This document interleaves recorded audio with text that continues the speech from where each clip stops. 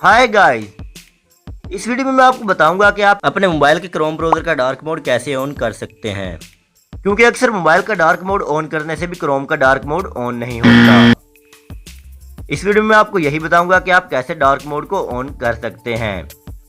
Let's start. मैं नहीं मानता। अभी बदत है भाई, अभी बदत है। सबसे पहले आपने अपना क्रोम ब्राउज़र ओपन करना है।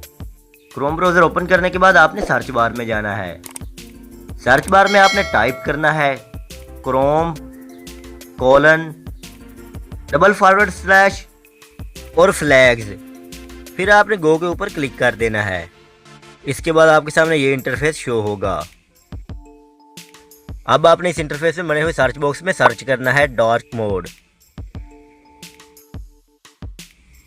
फिर आपके सामने ये ऑप्शन शो होगा, auto dark mode for web contents.